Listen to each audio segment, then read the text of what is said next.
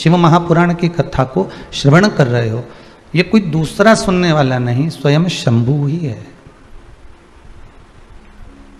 दूसरा कोई बाचने वाला नहीं होता, शंकर ही कथा बाचते हैं।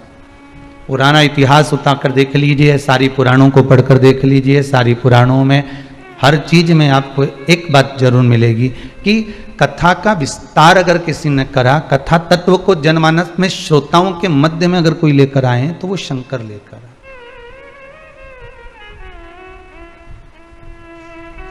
शिव के सिवा कोई नहीं हो सकता, और अगर देने वाले भी हैं तो शंकर ही हैं।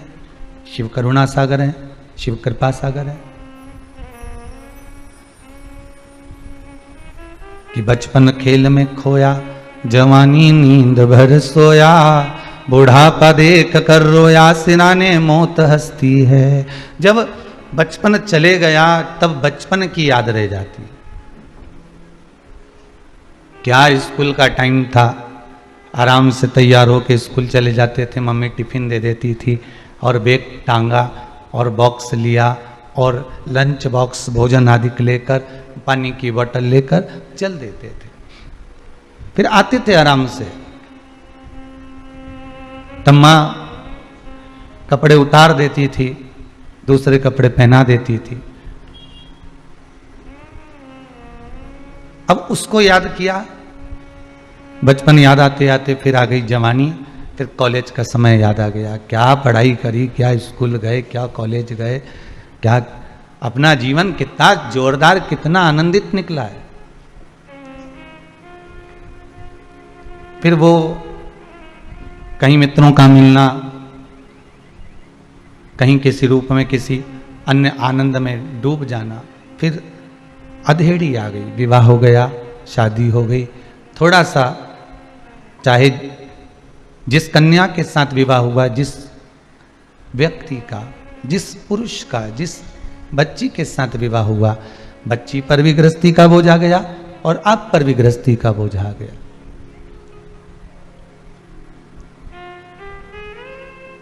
अब आप यहां से टर्न कर रहे हो, अब आप यहां से टर्न ले रहे हो कि अभी तक आप जिए थे अपने लिए, बचपन जिया आपने अपने लिए, जवानी जिया आपने अपने लिए, अधेड़ी आई और अधेड़ी भी थोड़ी जी आपने आपके लिए, और जब कोई गोदी में लाल आ गए, संतान आ गई, बेटा बेटी हो गए, अब आप अपने लिए जीना छोड़ दिए। जिस दिन बच्चे ने जन्म लिया उसी दिन जब नाम तुमने रखा, उसका रखने के बाद बैंक में, बीमे में कहीं ना कहीं खाता खुलवा दिया, या कोई सामग्री अगर आ रही है, कोई सामग्री अगर मिल रही है तो उस सामग्री को भी आप पेटी में रखते जा रहे हो कि इसके काम आएगी, इसका गुल्लक बना दिया, इसके लिए गुल्लक में थोड़ा सा धन डाल दिया जाए, इसके गुल्लक में थोड़ा सा पैसा डाल दिया जाए। अब वो आप अपने लिए नहीं जी रहे हो, अब आप दूसरे के लिए जीना प्रारंभ कर दिए।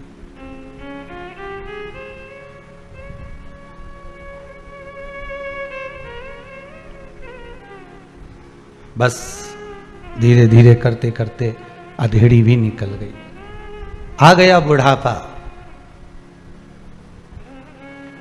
और अगर बुढ़ापे में सीखना है तो सबसे सुंदर सीख लीजिए गिद्धराज जटायु से। बुढ़ापे की सबसे बड़ी सीख देंगे श्री गिद्धराज जी जटायु।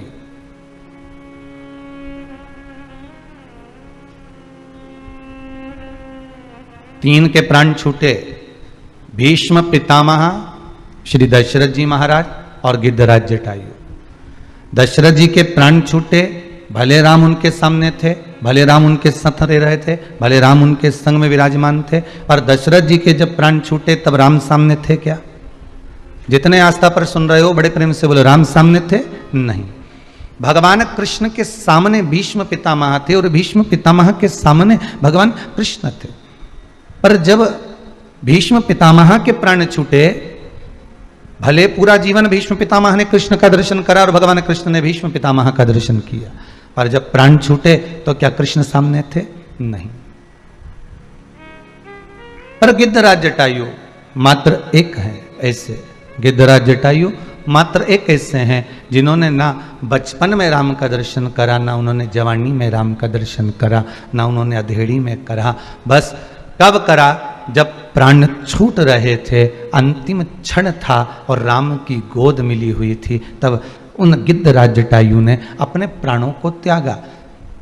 शास्त्र कहता है बचपन गया जाने दो, जवानी गई जाने दो, अधेड़ी गई जाने दो, बुढ़ापा गया तो ये संवर नहीं पाएगा जीवन। बचपन जवानी अधेड़ी तक तो ठीक है, पर बुढ़ापा मत बिगड़ने देना। गिद्धराज जटायु ने अपनी जैसा था निकल गया, जीवन भर मांस खाया अपनी जगह पर था, पर बुढ़ापा अंतिम बिंदु, अंतिम क्षण, अंतिम पल उन्हें सुधार ली।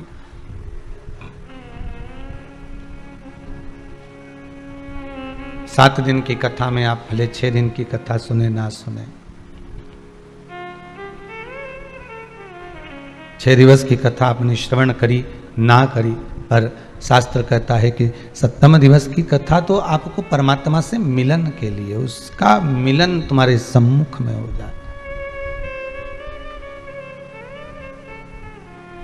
एक मोबाइल बेकार हो जाता है तो उसका फंक्शन दबा दबा कर देखते हो, घबरा जाते हो, क्या हो गया इसमें, बार बार बंद हो रहा है, बार बार चालू हो रहा है, चल ही नहीं रहा ये तो। मैं देखो कितनी देर से इसको सही कर रही हूँ, कितना प्रयास करा, कितना प्रयास करा, आखिरी में जब नहीं सुधरा तब उसको घर वालों को भी दिखाया, तब नहीं सुधरा, तब उसको दुकान पर ले गए। दुकान वाले ने कहा इसको कंपनी में भेजना पड़ेगा, कंपनी से सुधर कर आएगा, 5 दिन 7 दिन लगेंगे, कंपनी से सुधर कर आएगा तो 7 दिन तो लगेगा। बस यही मोबाइल का ही जीवन हमारा है, ये कभी कभी बंद हो जाता है, बिगड़ जाता है, सुधरता ही नहीं है। इसको बहुत प्रयास कर रहा, बहुत प्रयास करा, सीए के लिए एग्जाम बार बार दिए, नौकरी के लिए अप्लाई बार बार करा, धंधे व्यापार बार बार करे, बार बार अपन उसको सही करने का प्रयास कर रहे हैं, पर सुधर ही नहीं रहा, बार बार बीमार हो रहा है पर सुधर ही नहीं रहा, बार बार कितना इस मोबाइल को सुधारने का प्रयास करा पर सुधरा नहीं है। आखिरी में जब नहीं सुधरा तो परिवार वालों से अर्थात किसी सदगुरु के पास ले गए। सदगुरु ने कहा एक काम करो, इसे मंदिर तक भेज दो, तीर्थ तक भेज दो। उसको गंगा के घाट तक पहुंचा दिया, दुकान तक पहुंचा दिया। वहां जाकर भी जब ये नहीं संवर पाया तो कहा अब इसको परमात्मा की चौखट तक भेजना जरूरी है, तब जाकर ये सुधर पाता है। 7 दिन मोबाइल को सुधरने में लगते हैं तो 7 दिन की शिव महापुराण भी अच्छे अच्छे मोबाइल को संवार देती है, ये भी सुधारने का काम कर देती है, ये भी संवार देती है। बस उसको संवारा जाए, उसको थोड़ा सा संवारने का प्रयास किया जाए।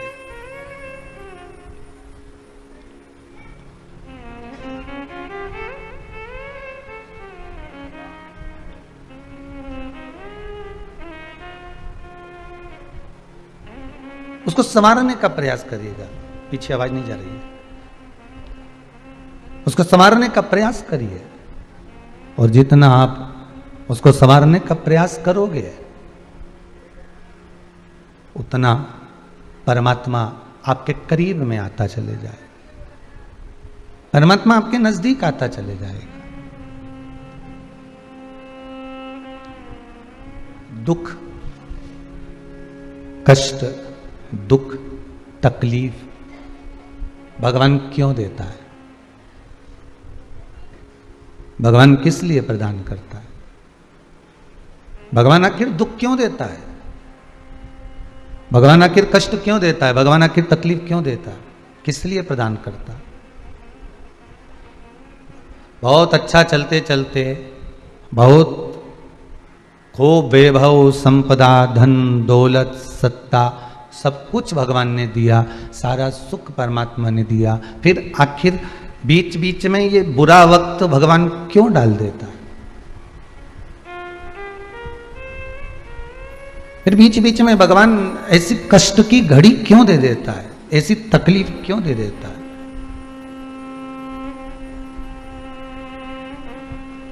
कारण क्या?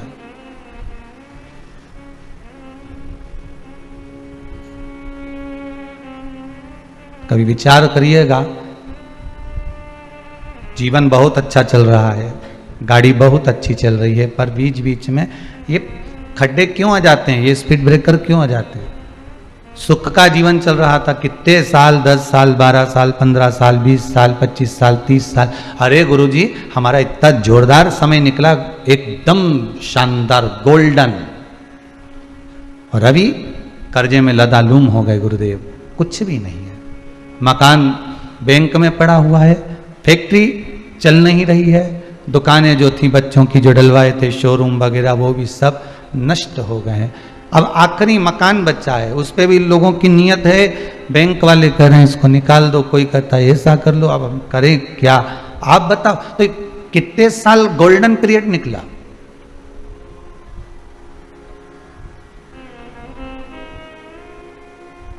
दस साल, 15 साल, 20 साल, 25 साल, 30 साल, कितने साल निकला। और बीच में ये बुरा वक्त, बीच में ये समय। हमारे यजमान सिंगल परिवार कथा करा रहे हैं पटना बिहार से, तो कह रहे थे उनके यहां से कि गुरुदेव जब से भोलेनाथ जी से जुड़े हैं, शिव महापुराण में हम कभी सीहोर नहीं आए, हम कभी कुबेरेश्वर धाम नहीं आए, केवल टीवी पर कथा सुनते थे और बाबा से रोज निवेदन करते थे। बाबा ने ऐसी सुनी कि आज भी हम सीहोर में नहीं हैं, पर कथा हम भले पटना से करा रहे हैं ऑनलाइन, पर हमको लगता है कि हम कुबेरेश्वर धाम में ही बैठकर कथा सुन रहे हैं।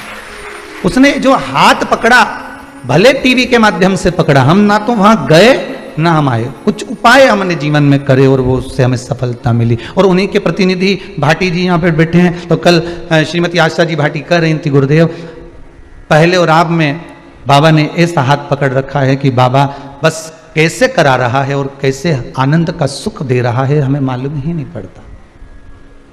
पहले का समय जो निकला और आज का जो समय है, उसमें ये चमक ये दमक फुल्ल वन में महक सब कुछ सरकार तुम ही से तो है। ये किसी बच्चे ने लिखा है, पहला पर्चा ही है उसका। श्री शिवाय नमस्तुभ्यम। बीना देवी हैं कोई बेटी हैं, बीना देवी, बीना देवी हैं कोई, बाबा की मेहर हुई है। और आप ही ने लिखा है 2.5 महीना भी नहीं हुआ इस बाबा के दरबार से जुड़े हुए, शंकर की ऐसी कृपा हुई है कि 2.5 महीने में मेरे बेटे का जॉब लग गया है, उसका धन्यवाद करने आई। बैठ जाओ। और भी बहुत सारे, ढेर सारे लोगों ने अपना अपना भाव इन पत्रों में लिखा हुआ है।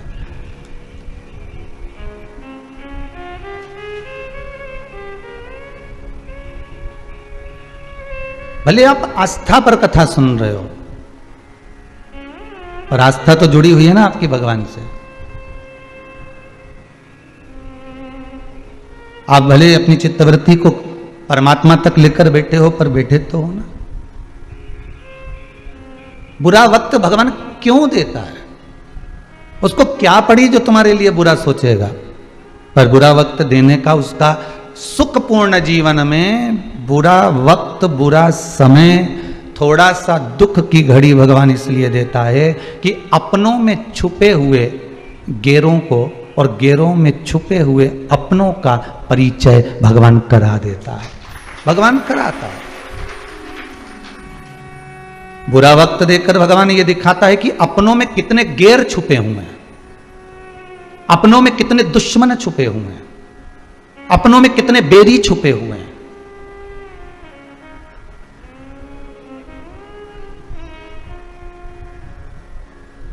और बुरे वक्त में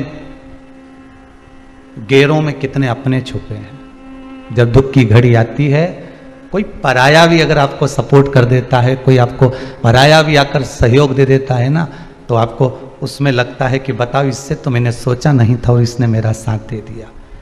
गैरों में छुपे अपने नजर आते हैं और अपने में छुपे हुए गैर नजर आते हैं। ये बुरा वक्त हमको दिखा देता है।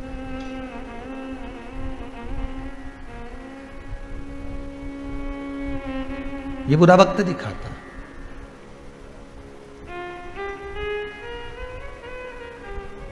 आज के व्यक्ति को लगता जरूर है कि पिताजी के पास बहुत है, पिताजी के पास धन बहुत है, दौलत बहुत है, वो हमको देते नहीं है।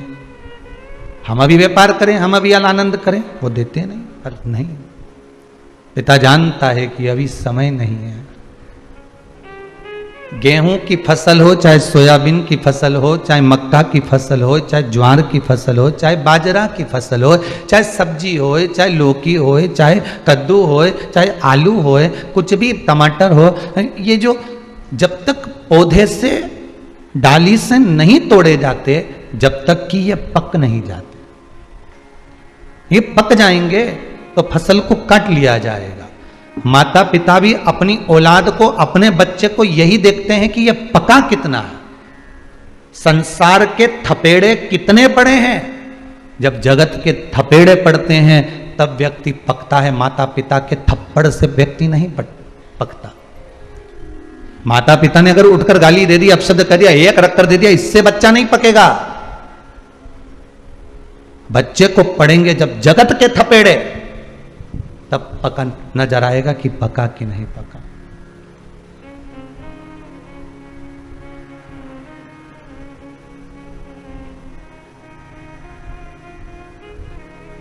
अपनों में छुपे हुए गेरों को भगवान सामने लाकर छोड़ देता है।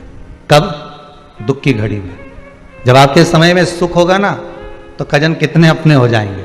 जब आपके पास सुख होगा ना, कजन कितने।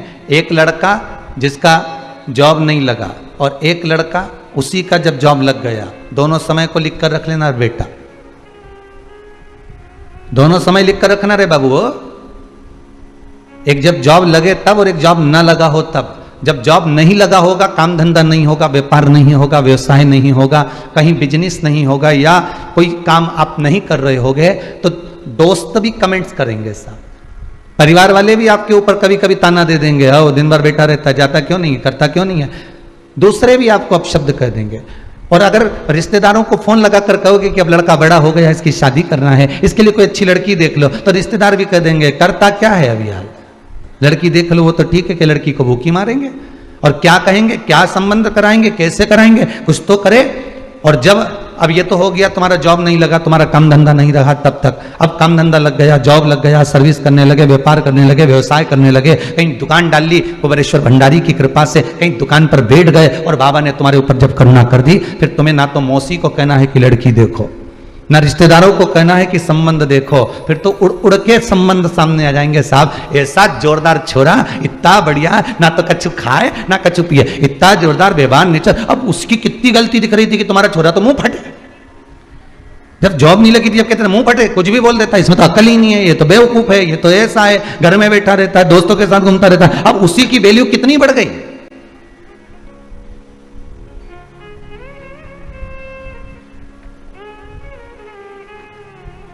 हम तो इस कुबेरेश्वर धाम से बाबा से विनती करेंगे, इस आस्था चैनल के माध्यम से जितने लोग कथा सुन रहे हैं, फेसबुक यूट्यूब पर कथा सुन रहे हैं, जिस भाव से आप कथा सुन रहे हो, मेरा कुबेर भंडारी आपके चेहरे पर वो स्माइल दे, वो प्रसन्नता दे कि आपके रिश्तेदार आपके लिए कुछ भी कहें, पर जनमानस एक बात तो कहे कि लड़का है तो यही है, छोरी है तो यही है, व्यवहार है तो यही है, और उसके लिए उसका सम्मान, उसका मान, उसकी प्रतिष्ठा। मेरा युवान बहन भाइयों से निवेदन है कि आप शंकर की आराधना तो कर कर देखो।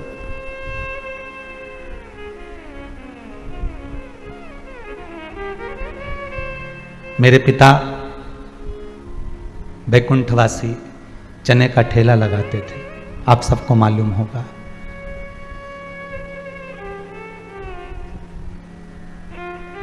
पढ़ाई भी करी तो दूसरों की किताब से दिन में वो पढ़ते थे तो रात को हम पढ़ते थे।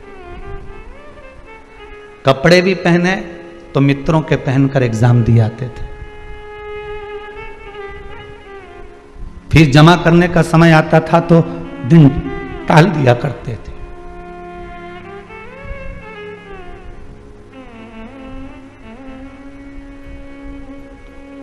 एक टीचर के यहाँ ट्यूशन पढ़ी और पढ़ने के बाद उसने कह दिया था कि हम आपसे फीस नहीं लेंगे, पर जिस दिन 2-3 महीने की ट्यूशन पूरी हो गई तो उन्होंने कह दिया आप फीस ला कर देना।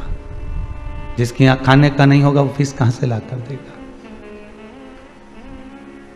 जब इस जैसे व्यक्ति को मेरे शंकर ने हाथ पकड़ लिया और आज पूरे विश्व में ले जाकर छोड़ दिया, तो आपको छोड़ेगा क्या। मेरे भारत की बेटियां हों, बेटे हों, युवान बहन भाई हों, मेरा तो कहना रहेगा कि हारना मती कभी जिंदगी में।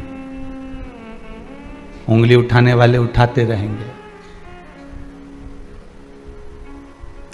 कहने वाले कहते रहेंगे, और आपके दिल में, हृदय में शंकर को बिठाकर रखना। मैं ये नहीं कहता कि आपके इष्ट को आप भूल जाओ, आपके इष्ट का भी आप स्मरण करो, पर मृत्यु लोक का देव है महादेव, जो पास में होता है ना, वो बहू कितनी भी बेरी हो पर पास में होगी, दुख होगा तो यही आएगी, पूना और मुंबई वाली नहीं आएगी। फोन लगा कर भले बोल देगी मम्मी कुछ ले लो, खा लो, चक्कर आ रहे हैं, पर वो नहीं आएगी, पास वाली आएगी, भले वो गाली देती हो, अपशब्द कहती हो, ताना देती हो, पर आएगी वही। उसी तरह सबको बुलाकर देखना, और एक बार मेरे देवादिदेव महादेव को बुलाकर देखना। मृत्यु लोक का एक एक कंकर शंकर है साहब, कब निकल कर आ जाएगा, सामने खड़ा हो जाएगा, मालूम नहीं पड़ेगा। आपके दुख में, आपकी तकलीफ में, आपके कष्ट में, आपकी रोग में, आपकी बीमारी में, आपके हर पल कहीं कर्जा हो गया, कहीं व्यापार नहीं, कहीं कुछ नहीं, इस दुख को भगवान दिया है जान कर कर कि अब परख ले, तेरे अपनों में तेरे गैर छुपे हुए हैं, तेरे अपनों में कुछ ऐसे छुपे हुए हैं जो तुझे कब बर्बाद कर सकते हैं। और परख ले, ये समय है तेरा परखने का कि गैरों में भी कुछ अपने छुपे हुए हैं। कुछ ऐसे भी होते हैं कि दूर से गैर जिसको तुम पहचानते तक नहीं हो, और वो तुरंत आकर कह देते हैं क्यों चिंता करता है भाई, क्यों चिंता करती हो जीजी, क्या करना, टेंशन मत लो। वो गैर भी अपने हो जाते हैं। वो समय यही दुख का है। सुख तो आएगा। इस व्यासपीठ से ये भादों के महीने में आज बलराम जी की छठ है, दाऊ जी महाराज का जन्म दिवस है, शेषनाग का अवतार आज पृथ्वी पर भगवान दाऊ जी महाराज के रूप में हुआ था। ये मेरा विश्वास कहता है, ये शिव महापुराण की कथा कहती है। आपने अगर शंकर की कथा दिल से सुनी है ना, हृदय से सुनी है ना, तो विश्वास रखकर कहता हूं कि भगवान सुख तो तुमको देगा, दुख तुम्हारा कटेगा, ये पक्का है। पर अभी अगर दुख की घड़ी भी चल रही है, अगर दुख का समय चल रहा है, तकलीफ चल रही है, बहुत समस्याएं चल रही है, घबराना मती, उन समस्याओं में आप डोलना मती, शंकर को छोड़ना मती। चाहे दुनिया का कितने ही व्यक्ति कह दे तो भी कह देना मैं शंकर की निंदा नहीं सुन सकता, मैं शंकर के लिए एक शब्द नहीं सुन सकता, एक शब्द नहीं सुन सकता।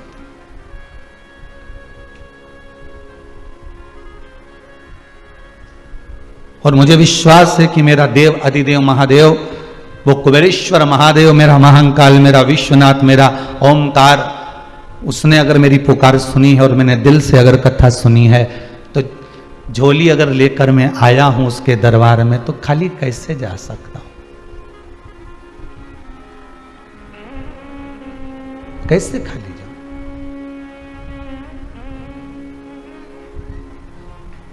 बस लगन तुमसे लगा बैठे जो होगा देखा जाएगा, तुम्हें अपना बना बैठे जो होगा देखा जाएगा। शरीर से प्रेम मत करो, ये बहुत सुंदर दिखता है, ये बहुत अच्छा है, इस शरीर का प्रेम नहीं होना। भगवान राम की मूर्ति कितनी सुंदर है, कृष्ण भगवान की मूर्ति कितनी सुंदर है, शंकर भगवान की मूर्ति कितनी सुंदर है, जगदम्बा की मूर्ति कितनी सुंदर है। ये केवल एक मूर्त से प्रेम नहीं, ये केवल एक स्वरूप से प्रेम नहीं, उस मूर्त के अंदर जो परमात्मा छुपा हुआ है, उस मूर्त के अंदर जो शिव तत्व छुपा हुआ है, हमें उसको पहचानना।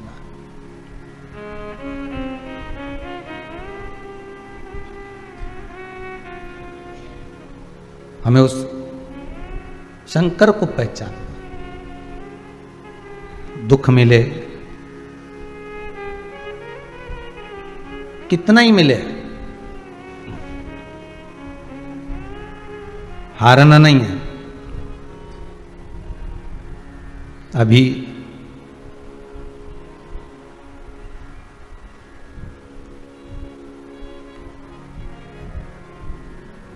कल शाम को 6:30 पौने 7 की बात होगी।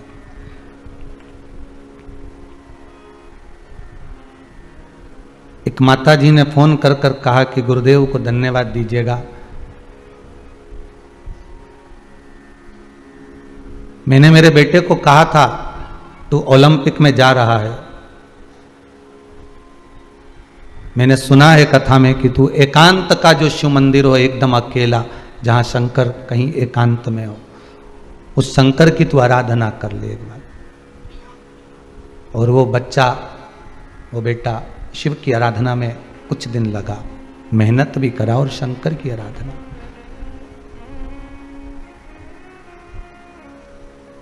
उस बेटे ने कहा मां, शंकर भगवान का मंदिर बहुत कचरा पड़ा होता है, मैंने साफ भी कर दिया है, सब कर दिया है, अब बाबा चाहेगा तो मेरे जीवन के भी जाले साफ कर देगा और एक दिन मुझे चमका ही देगा।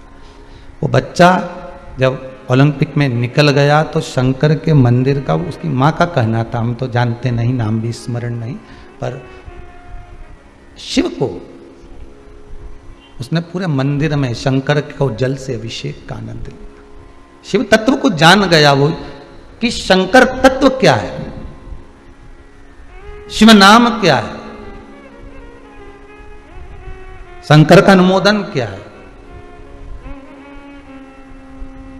एग्जाम देने से पहले, परीक्षा देने से पहले, कंपटीशन एग्जाम में बैठने से पहले, किसी भी तैयारी को करने से पहले आपको एक तैयारी करना है कि शंकर मेरे साथ है।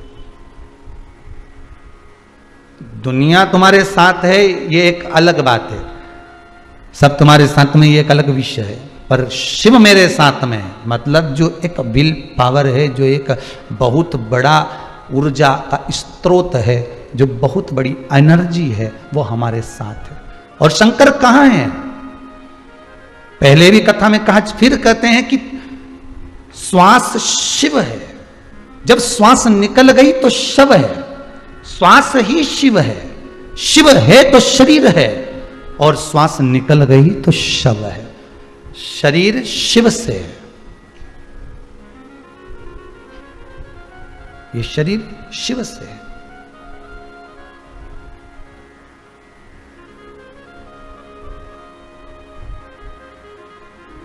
बस दिल से पुकार लो उसको, क्यों ना आएगा वो, क्यों ना पहुंचेगा वो। और जब राधा जी बरसाने में रहती थी, भगवान कृष्ण गोवर्धन पर्वत पे रहते थे। कौन कौन गया है गोवर्धन और बरसाना? गए हो सब? रखो, जितने लोग आस्था पर कथा सुन रहे, आप भी गोवर्धन बरसाना गए होंगे। गोवर्धन पर्वत से बरसाना, गिरिराज दादा के दरबार से, गोवर्धन नाथ जी से बरसाने की जो टेकरी है, लगभग 35 किलोमीटर, 30 किलोमीटर, 25-30 के करीब में तो होगी इतना किलोमीटर, ठीक है। अब जरा विचार करिएगा, राधा जी टेकरी पर बैठकर याद करती थी बरसाने के उस शिखर से कि मुझे कृष्ण की याद आ रही है, और भगवान कृष्ण दौड़ कर आ जाते थे, राधा के सामने पहुंच जाते थे। भगवान कृष्ण याद करते थे, गोवर्धन पर्वत पे बंसी का नाद करते थे और राधा आ जाती थी। जरा विचार करिएगा, ये बंसी की धुन तो अपनी जगह पर है, पर हृदय की जो धुन होती है ना, ये परमात्मा को भी हिलाकर रख देती है कि भगवान पुकार रहा है, हृदय की धुन से पुकारिए।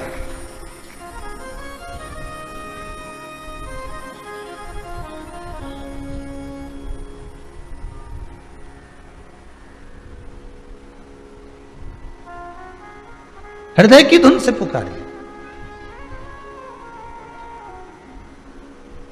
अरे दुनिया के लोग कहते हैं कि सांप कानों से सुनता है, एक आध बार उठा के पढ़ लेना, सुनता है कि नहीं सुनता। तो कि जब उसके कान ही नहीं होते तो फिर सुनता कहां से? तो वो महाराज वो बीन बजाए और सांप यूं यूं नाचे, अरे तो वो बीन बजाए सांप नाचे वो अलग बात है। जब बीन बजती है और उसका जो कंपन होता है, वो कंपन सर्प पृथ्वी पर रेंगता है, कंपन से पृथ्वी का गर्जना होती है, थोड़ा सा कंपन उस रज में, उस स्थान पर होता है, जिससे सांप को ये महसूस होता है कि कोई पीछे से आ रहा है, कोई सामने खड़ा हुआ है, ये सर्प को कंपन होता।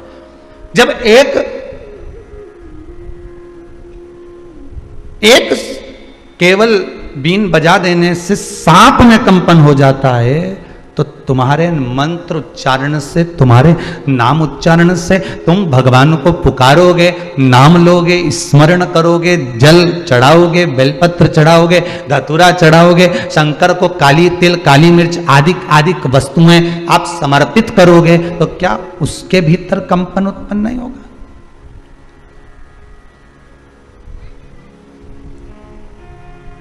स्पर्श मात्र कंपनता दे जाता।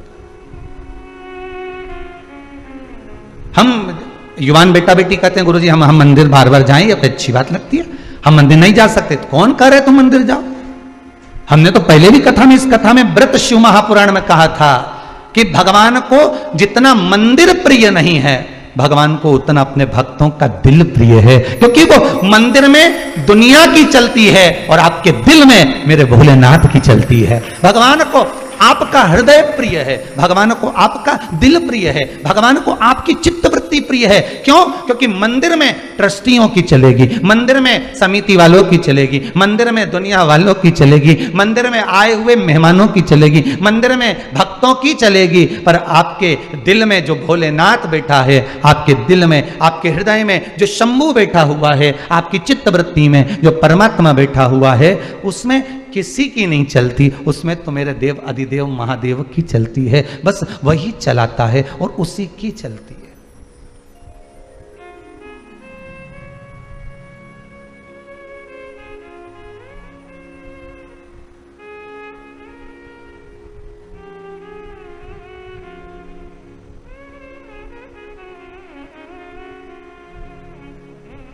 बस उसकी चलती और किसी की। मेरे भोले तेरी नौकरी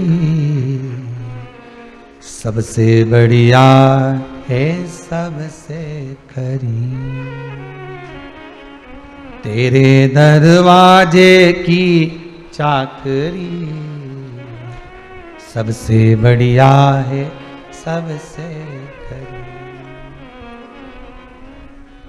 उससे बढ़िया कौन की हो सकती?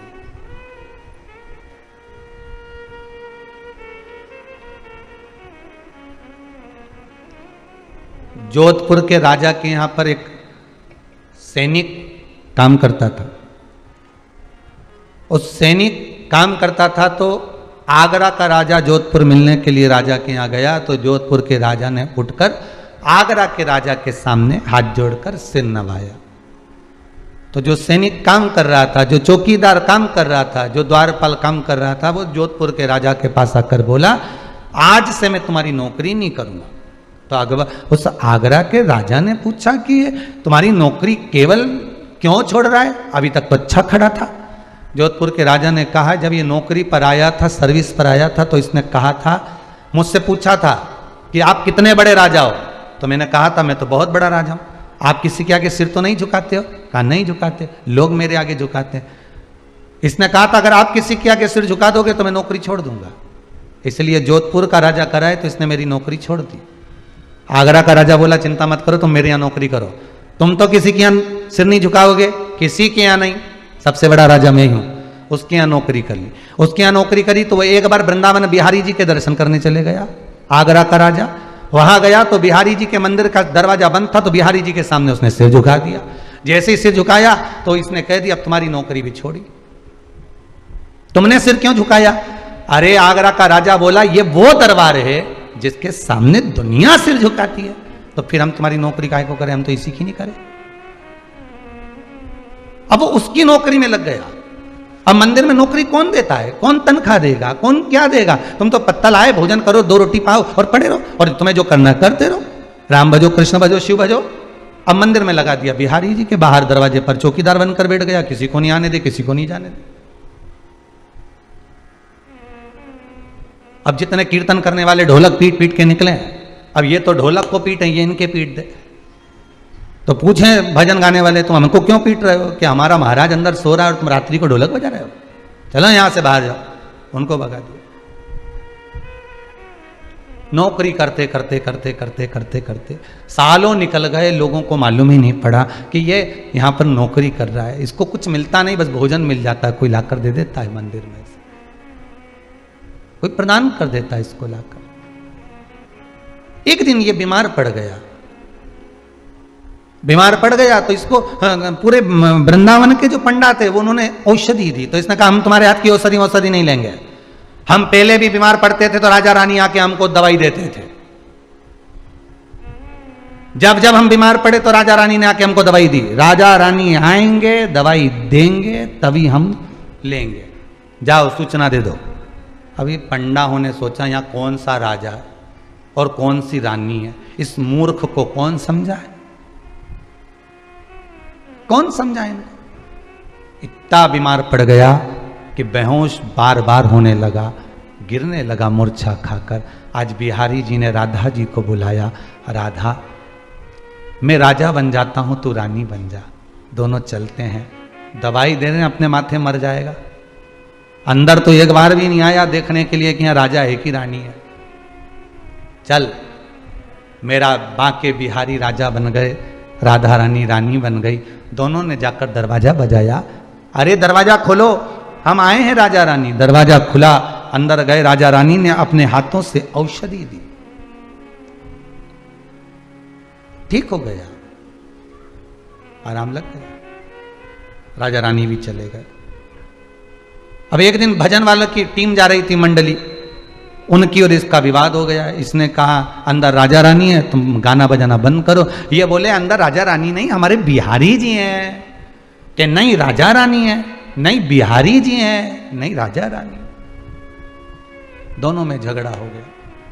संत कहते हैं अब भी दरवाजा खुलने वाला है, हमारे साथ अंदर चलना, हम दिखा देते। और दरवाजा खुला, दोनों अंदर गए, दोनों अंदर पहुंचे। भक्तों के लिए तो भगवान है ही, पर जिसने दृढ़ता मान ली हो, जितने विश्वास पूर्ण कर लिया हो, पट खुलते ही जैसे ही अंदर गए, तेरा हटा और आवाज लगाई, महाराज महारानी जल्दी बाहर आओ। बिहारी जी और राधा रानी दोनों राजा और रानी के रूप में सामने दर्शन दे दिए, स्वयं सामने।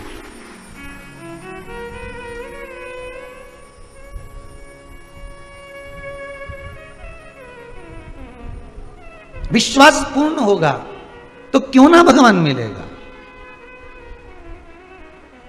भले कुछ ना मिले, पर मेरे बोले तेरी नौकरी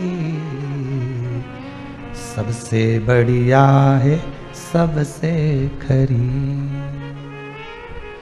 तेरे दरवाजे की चाकरी सबसे बढ़िया है, सबसे खरी। मेरी किस्मत का जब गुल खिला, तब जा कर के ये दर मिला। मेरी किस्मत का जब गुल खिला, तब जा कर के ये दर मिला।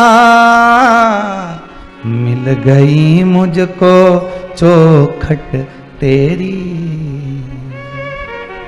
मिल गई मुझको चौखट तेरी, सबसे बढ़िया है, सबसे खरी। भोले बाबा तेरी नौकरी सबसे बढ़िया है, सबसे। उसके दरवाजे पर जाकर थोड़ी सी चाकरी कर लेना। अगर दुख आ गया, कष्ट आ गया, और उस दुख और कष्ट में अपनों में छुपे गैर नजर आ गए, और गैरों में छुपे जब अपने नजर आ गए, अब कुछ मत करना, अब उसकी शरणागति ले लेना, अब उसकी शरणागति।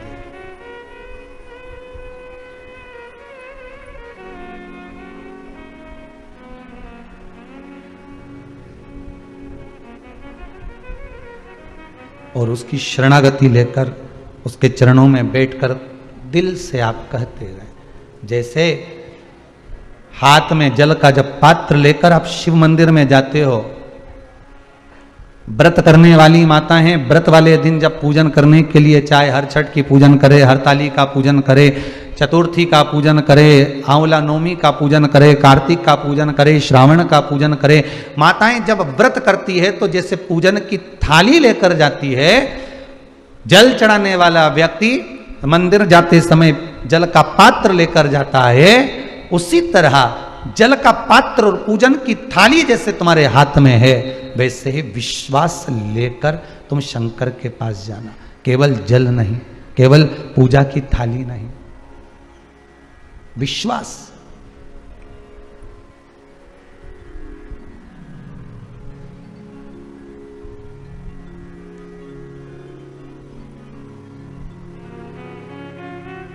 पकड़ लो हाथ त्रिपुरारी, नहीं तो डूब जाएंगे।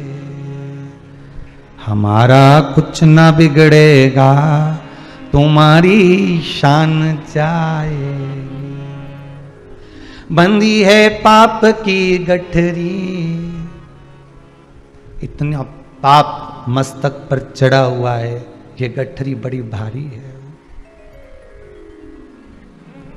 उतारो तुम ही त्रिपुरारी, दुनिया हंसी उड़ाएगी।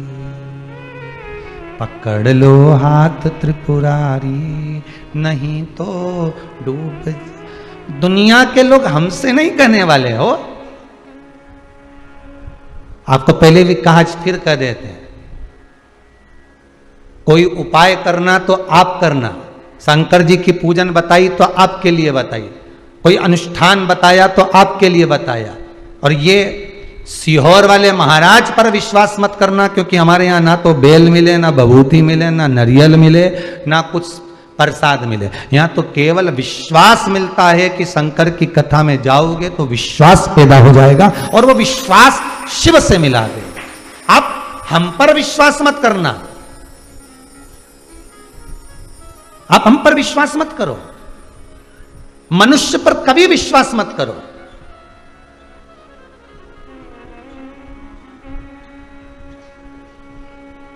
मानव पर विश्वास नहीं करना, मनुष्य पर विश्वास नहीं करना। मनुष्य, मानव आपका विश्वास कभी भी तोड़ सकता है। अगर विश्वास करना तो मेरे देव अधिदेव महादेव पर, इस शिव पुराण पर करना, ये कभी नहीं टूटेगा। हम तो इस व्यास गादी से नीचे उतर जाएंगे। प्रदीप मिश्रा है,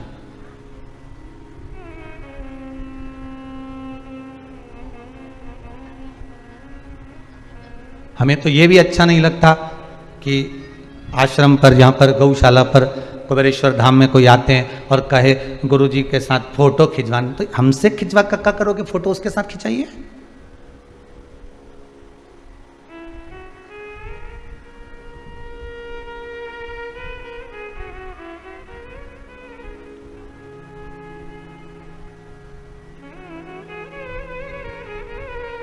संसार के साथ नहीं, संसार को संभालने वाले के साथ में रहिए। थोड़ी जान पहचान अच्छी कर लो। विधायक जी से मिलना हो, सांसद जी से मिलना हो, मंत्री जी से मिलना हो तो ध्यान देना महाराज, उनका जो पीए होता है उससे थोड़ी पहचान करना पड़ती है। पर पीए से पहचान करो, मना नहीं है। किसी के साथ कोई रहे उससे पहचान करो, मना नहीं, पर अपना नंबर मत दे देना मोबाइल का। ना अपना नंबर दो, ना व्हाट्सएप नंबर दो। उसी तरह मंत्री से, विधायक हो, सांसद हो, अध्यक्ष हो, उपाध्यक्ष हो,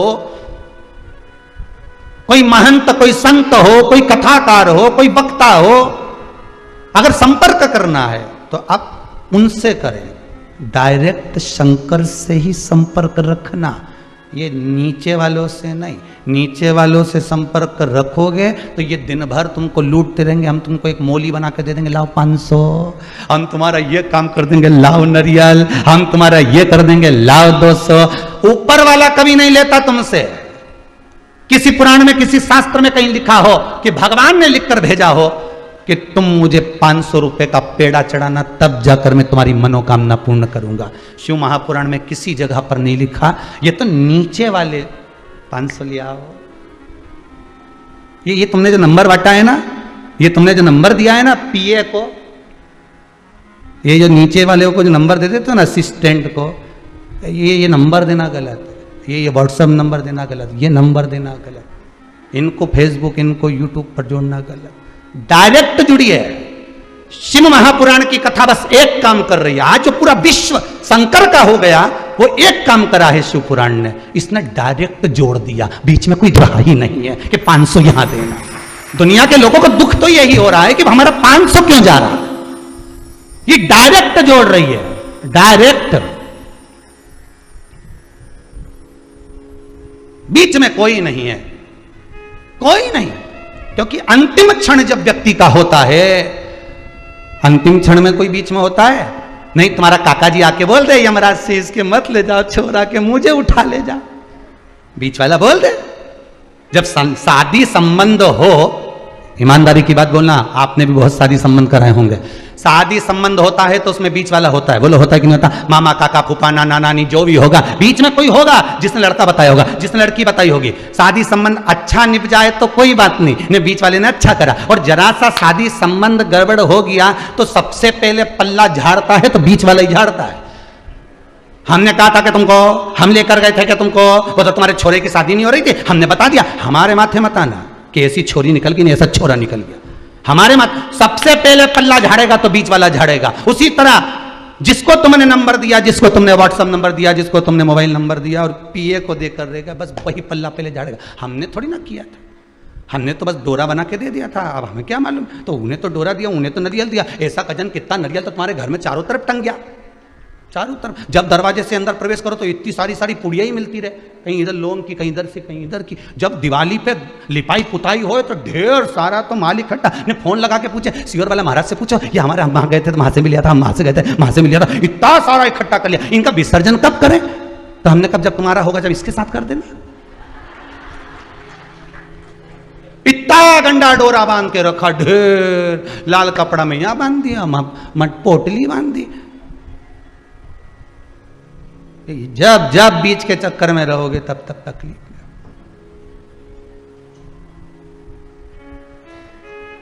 जितना तो भगवान का नखरा नहीं, उतना बीच वालों का नखरा रे।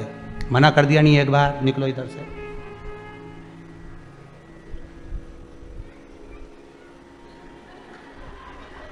अरे बोलो तो, बोल देना चाहिए, दिल की बात तो बोल देना चाहिए। शंकर की कथा चल रही है, अलमस्त होकर सुनो। शिव महापुराण है, शंकर की कथा है, ये दिल की कथा है। बीच वाला, चलो उधर चलो,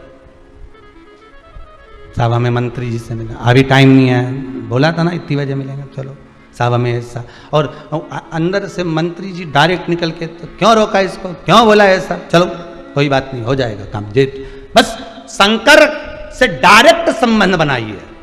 सियोर वाला महाराज भी बीच में नहीं आना चाहिए। यहां तो केवल शिव पुराण है, शिव पुराण की सीढ़ी बना लो। सीढ़ी मतलब शंकर की कथा जो तुम्हारे श्रवण में गई है, वो सीढ़ी का काम कर रही है, रस्सी का काम कर रही है, और तुम्हें शंकर तक लेकर चली गई है। वो सीढ़ी कथा को बना लो कि मैंने कथा में सुना था, मैंने कथा में स्मरण किया था कि ये कर दूंगी तो शिव मेरा कार्य कर देगा, शंकर मेरा हो जाएगा। बस वही सीढ़ी हमें बनाना, विश्वास की सीढ़ी।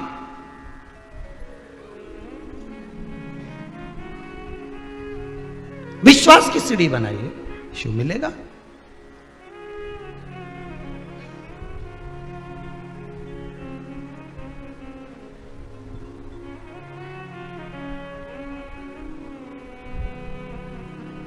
और विश्वास की सीढ़ी जब लग गई तो शिव तत्व मिला, शिव तत्व मिला।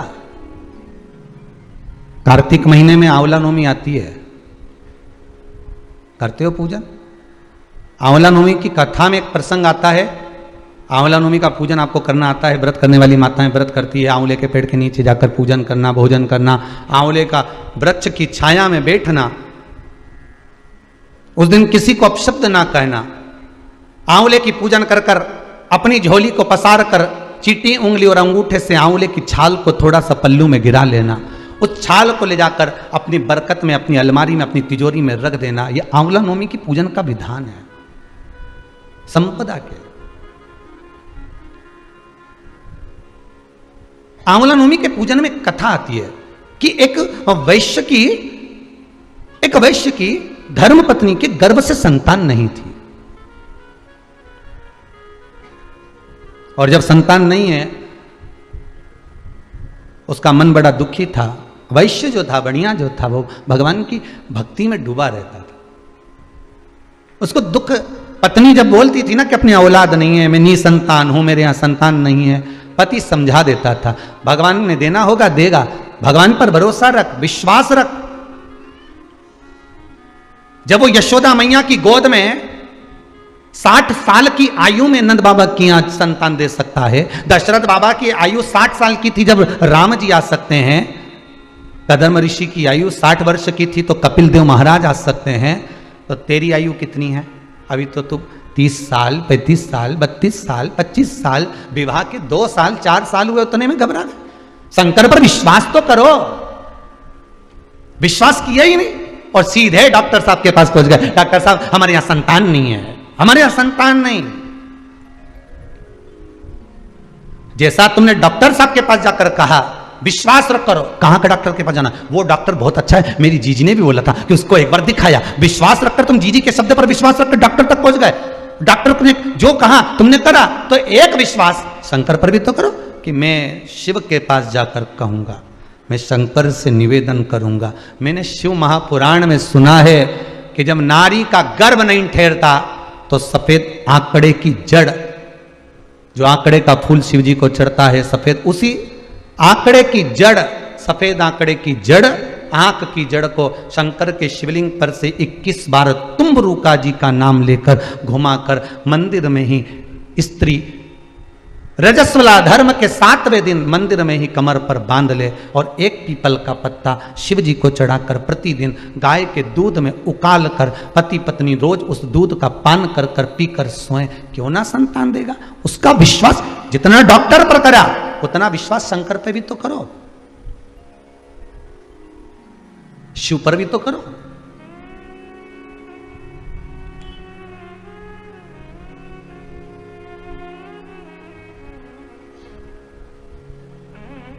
और ना जाने कितनों को दे दिया साहब, उसने कितनों को दिया है। अगर इस कुबेरेश्वर महादेव के मंदिर में एक रजिस्टर रख देते ना कि जिनके यहाँ संतान नहीं उनके यहाँ संतान बाबा ने दी, तो वो यहाँ सिग्नेचर कर कर चले जाते। इतने इतने ढेर, पर विश्वास रख कर मांगोगे तो दुनिया की कौन सी खुशी है जो बाबा नहीं दे सकता, वो सब लुटा देता साहब। ऐसा कौन सा सुख है जो ना देगा मेरा शंभू, ऐसा कौन सा सुख है जो ना दे मेरा शंकर।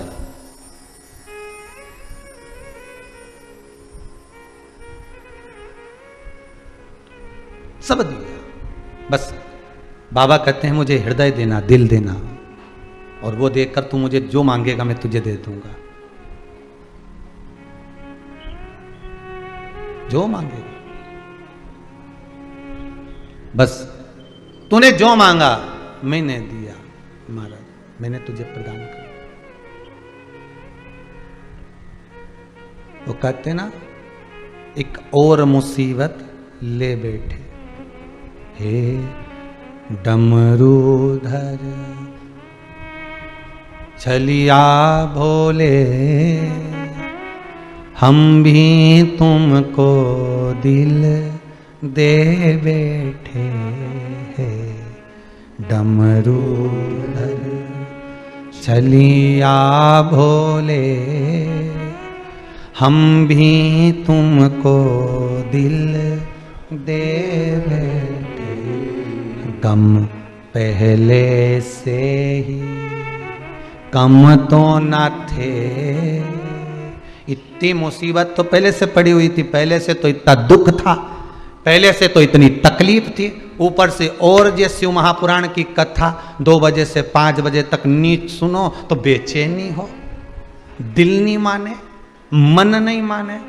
गम पहले से ही कम तो न थे और एक मुसीबत ले बैठे।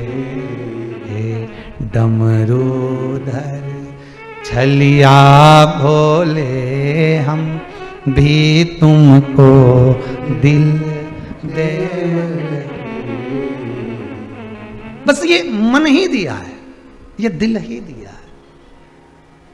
दिल तुझको दिया ओ भोलेनाथ, दिल तुझको दिया ओ भोलेनाथ, दिल तुझको दिया ओ भोलेनाथ, दिल तुझको दिया ओ भोलेनाथ। मेरे ओ भोलेनाथ, ओ भोलेनाथ, मेरे ओ भोलेनाथ, मेरे ओ भोलेनाथ, ओ भोलेनाथ, दिल तुझको दिया ओ भोलेनाथ, दिल तुझको दिया ओ भोलेनाथ। ये क्या कर दिया ओ भोलेनाथ, ये क्या कर दिया ओ भोलेनाथ।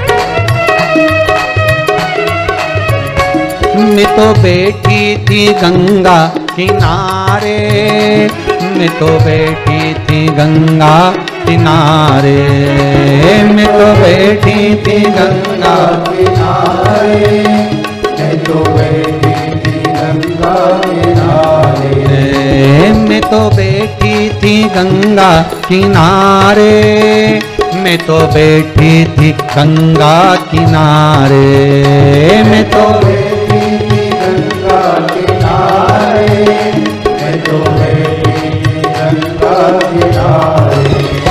आके दर्शन दिया ओ भोलेनाथ, आके दर्शन दिया ओ भोलेनाथ। दिल तुझको दिया ओ भोलेनाथ, दिल तुझको दिया ओ भोलेनाथ। ये क्या कर दिया ओ भोलेनाथ, ये क्या कर दिया ओ भोलेनाथ। मेरे ओ भोलेनाथ, ओ भोलेनाथ, मेरे ओ भोलेनाथ, ओ भोलेनाथ, मेरे ओ भोलेनाथ, ओ भोलेनाथ, मेरे ओ भोलेनाथ, ओ भोलेनाथ। दिल तुझको दिया ओ भोलेनाथ, दिल तुझको दिया ओ भोलेनाथ।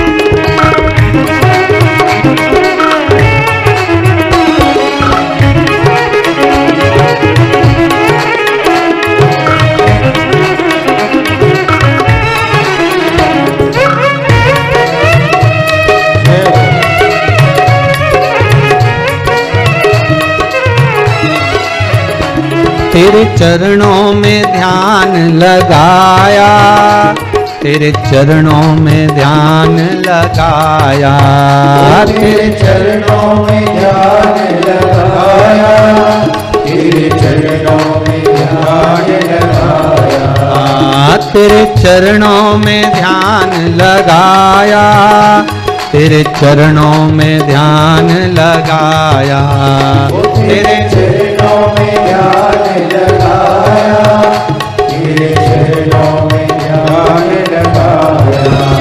मुझे अपना लिया ओ भोलेनाथ, मुझे अपना लिया ओ भोलेनाथ, मुझे अपना लिया ओ भोलेनाथ, मुझे अपना लिया ओ भोलेनाथ, दिल तुझको दिया ओ भोलेनाथ, दिल तुझको दिया ओ भोलेनाथ, मेरे ओ भोलेनाथ, ओ भोलेनाथ, मेरे ओ भोलेनाथ, ओ भोलेनाथ, मेरे ओ भोलेनाथ, ओ भोलेनाथ, मेरे ओ भोलेनाथ, ओ भोलेनाथ, दिल तुझको दिया ओ भोलेनाथ, दिल तुझको दिया ओ भोलेनाथ, ये क्या कर दिया ओ भोलेनाथ, ये क्या कर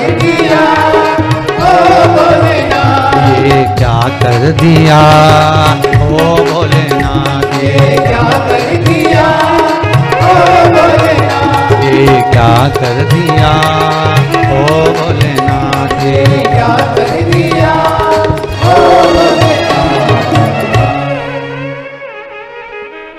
हृदय दे दो उसको, दिल परमात्मा को दो।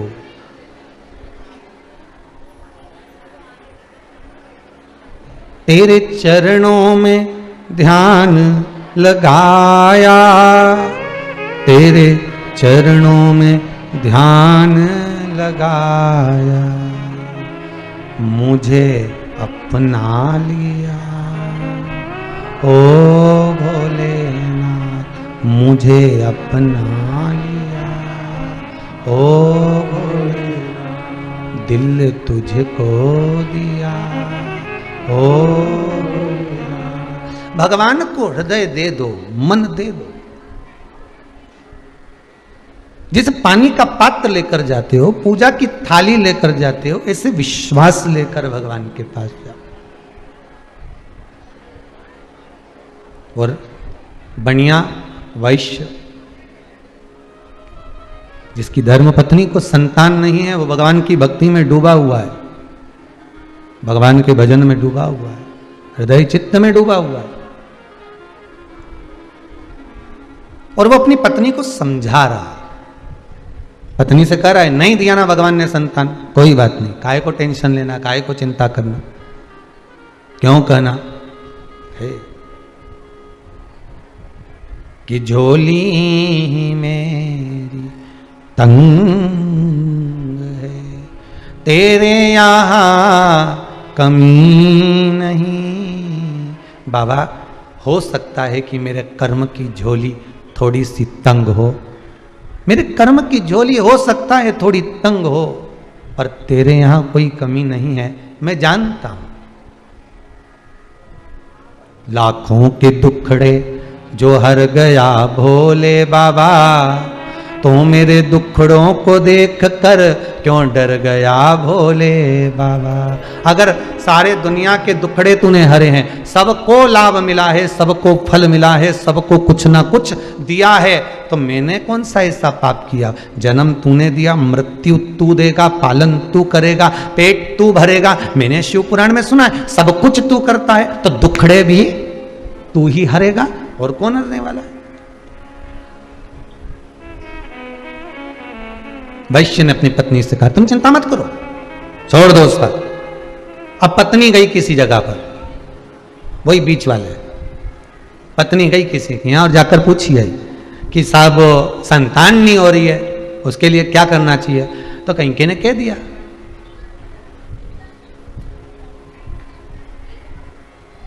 अगर तुम किसी एक बच्चे की बलि दोगी तो फिर तुम्हारे घर में संतान होगी। अब पत्नी ने पति को कहा, मैंने पूछा है, अभी ऐसा चल रहा है, जब दुख की घड़ी आती है ना, तकलीफ आती है मनुष्य को, तो वो 10 जगह जाकर पूछते हैं, अभी तकलीफ बहुत सारी है, तो 10 जगह जाएंगे, साहब पत्रिका देखो, साहब ये देखो, साहब कौन सा नाक, कौन सी बीठी, कौन सा काम, क्या करें, तो 10 जगह पूछोगे, 10 जगह पर जाओगे। पत्नी भी गई वैश्य की, 10 जगह पर जाकर पूछा, 2-4 जगह कह दिया कि बलि चढ़ाओ, बच्चे की बलि दो, तब तुम्हारे गोद भरेगी, तब तुम्हारे यहाँ संतान होगी। उसने पति से कहा, पति ने कहा, ऐसा कोई होता है कि दूसरे की बलि दो ने अपने संतान, और दूसरे के बच्चे को मारकर अपने यहाँ बच्चे लेने से मतलब क्या हुआ? छोड़ दे, तू समाप्त कर ये बात। भगवान देगा तो दे देगा, नहीं देगा तो नहीं देगा। भगवान को जो देना होगा देगा। कुछ कारण होगा, कोई तो कारण हो सकता है कि एक झोली में फूल भरे हैं, एक झोली में कांटे, और तेरे बस में कुछ भी नहीं, वो बांटने वाला बांटे। कोई कारण हो सकता है। किसी कारण से व्यक्ति को नींद नहीं आती, रिटर्न बटन, किसी कारण से व्यक्ति को नींद नहीं आती, किसी कारण से व्यक्ति जाग जाता है कि धन का बिस्तर मिल जाए पर नींद को तरसे नींद।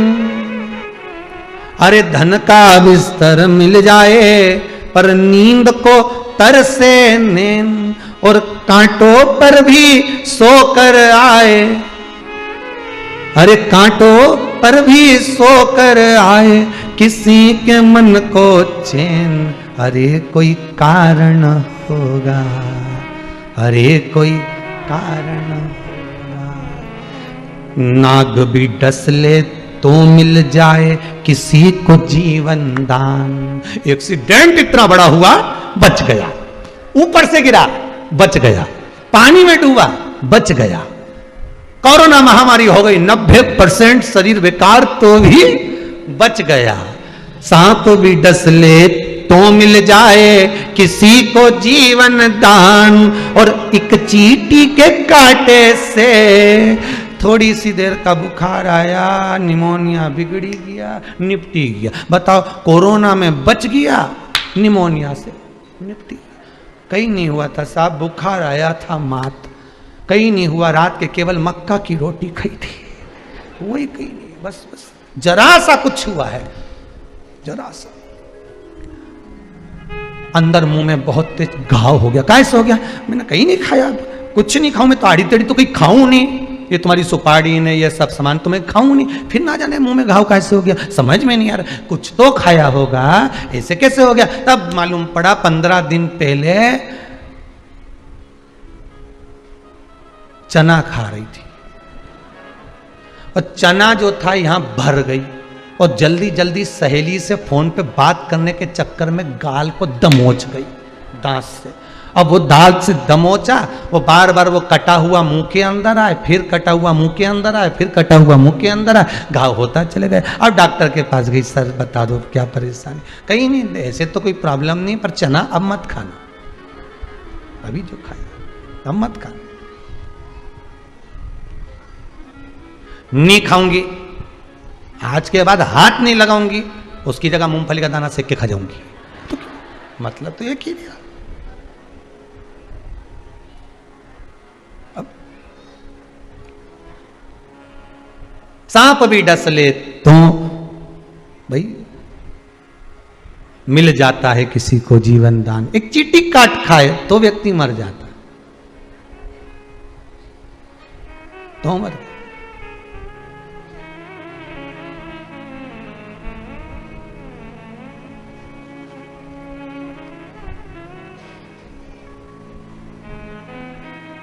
एक इंदौर की घटना है, हो गए होंगे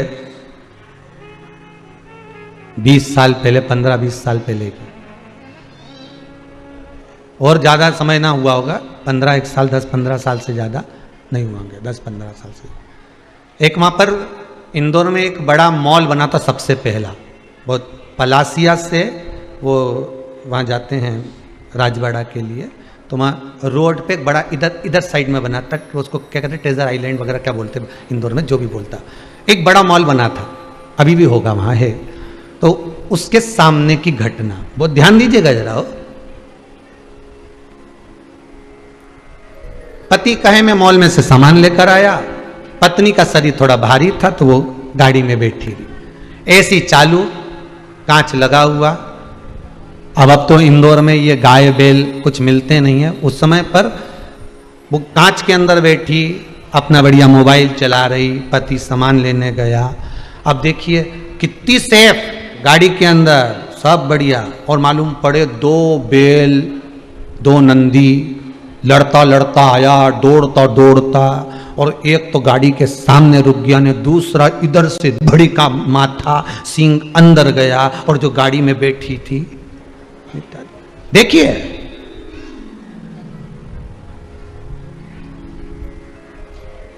मृत्यु का कोई ठिकाना नहीं, समय घड़ी पल क्षण सब निश्चित है। आपके अच्छे समय का भी कोई आएगा, समय घड़ी पल भगवान लिखा है, दुख टालने का भी समय भगवान लिख कर रखा है। हमारे यहां सीधी सीधी भाषा में कहते हैं घोड़े के भी दिन फिर जाते हैं। घोड़ा मतलब कचरा घर, कचरे घर के भी दिन फिर जाते हैं। जहां लोग कचरा फेंकते थे वहां पे बिल्डिंग बन जाती है, कुछ सालों बाद बिल्डिंग बन गई। तो जब वो जहां कचरा फेंकते थे वहां मकान बन गया, बिल्डिंग बन गई। जिस प्लांट में तुम्हारा गंदा पानी जाता था वहां मकान बन गया, इतना जोरदार बना। तुम्हारे अड़ोस पड़ोस में देखो क्या जोरदार बन गया। तो जहां कचरा फेंकते थे, झाड़ू लगा के सारा सामान फेंक के आते थे, नहीं सारा कचरा में पड़ा रहता ना, वहां जोरदार बंगला बन सकता है। तो अपने हृदय में, अपनी चित्तवृत्ति में, अपने दिल में ये बात उतार कर रखना कि कितना भी दुनिया कचरा पटक दे और कितना भी दुख मिल जाए, एक ना एक दिन बंगला तो बन ही जाएगा, यह पक्का है। घोड़े के भी दिन फेर देता है वो देव अधिदेव महादेव। दुनिया कचरा फेंक रही है, उस प्लांट का भी दिन फिर जाता है, बंगला बन जाता है, उसकी भी कीमत बढ़ जाती है एक दिन। तो उसने तुम्हें पैदा करा है, उसने जन्म तुम्हें दिया है, माता के गर्भ से तुम पैदा हुए हो, और उस परमात्मा ने तुमको